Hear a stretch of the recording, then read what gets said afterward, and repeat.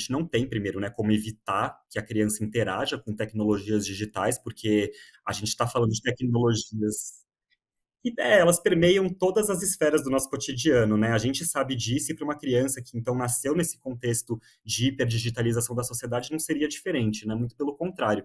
E como eu disse, né, logo no começo, não só não é possível fazer isso, como não é nem ideal, porque as tecnologias de fato oferecem uma série de oportunidades para as crianças, né? Inclusive no que diz respeito à sua educação. Existe uma série de formas criativas de você aplicar, por exemplo, uma tecnologia de inteligência artificial em sala de aula, né?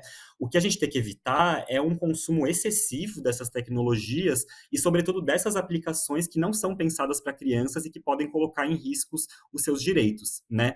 E aí, para que a gente consiga entender, então, a melhor forma de fazer isso, a gente pode recorrer a recomendações de especialistas, né, que já se debruçaram em pesquisas sobre o tema e dão algumas dicas ali para mães e pais conseguirem se orientar nesse universo que é muito complexo para nós, inclusive, né, que somos adultos, então para crianças e para cuidadores é mais ainda, né?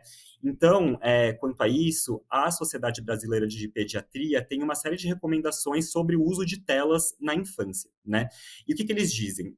Para crianças que são muito pequenas, então pensando aí em crianças que tenham até 2 anos de idade, é recomendado que elas não tenham contato qualquer com telas, né? Nem que seja meramente passivo, justamente para que elas não fiquem expostas, né, ao eventual vício ou a eventuais consequências negativas dessas aplicações de internet logo no começo da vida, no momento em que elas estão não são só extremamente vulneráveis, como ainda extremamente plásticas no que diz respeito ao desenvolvimento cerebral, né? Então, essa é uma época em que a gente tem que primar pelos melhores estímulos possíveis para as crianças que estão num estágio de desenvolvimento particularmente sensível e garantir que elas não tenham contato com esse tipo de tecnologia que pode acarretar uma série de prejuízos negativos ao seu desenvolvimento.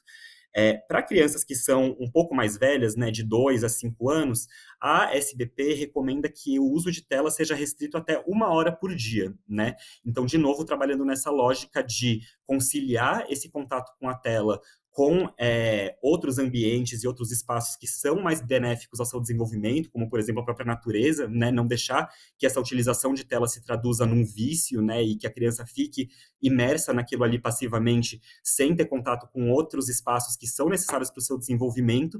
E aí, entre 6 e 10 anos, a SBP recomenda que esse número aumente para até 2 horas por dia, mas sempre com a supervisão parental, né? E, independentemente da idade da criança, é importante também que esse uso de telas não seja permitido em horários de refeições, por exemplo, né? E isso eu acho que é muito importante dizer. Esse é o Não mais é difícil para muitos pais, né, o maior desafio exatamente. talvez. Exatamente. E é difícil, Gabi, porque os próprios pais muitas vezes, né, estão utilizando os celulares no momento de refeição, no momento de convivência familiar. Então, muitas vezes, para que a gente consiga seguir essas orientações com relação às crianças, é preciso que nós mesmos revejamos os nossos hábitos de consumo de telas e a forma como nós estamos nos relacionando com a tecnologia, né? O que não é fácil, a gente sabe. Mas é importante até para que a gente consiga fomentar, né, nas nossas casas e junto às crianças uma cultura de uso saudável dessas tecnologias, que a gente repense esses nossos hábitos e não leve as crianças a reproduzi-los, né? Então, independentemente da idade, a gente tem que ter esse tipo de cuidado, né, de também orientar pelo exemplo, né, e isso vale não só para o uso de telas, mas para a própria utilização que a gente faz dos celulares, das redes sociais, das tecnologias, né, então, pensando até mesmo no compartilhamento de conteúdos, né, nas redes sociais. A gente não pode normalizar que pais, por exemplo, compartilhem de uma maneira indiscriminada fotos dos filhos nas redes, porque isso acaba também criando nessas pessoas uma ideia de que a imagem delas, a privacidade delas é algo com o qual elas não precisam ter cuidado, né? Se o pai simplesmente vai lá e posta uma foto delas sem sequer conversar com ela sobre isso, perguntar se ela se sente confortável de ter aquela foto compartilhada nas redes sociais.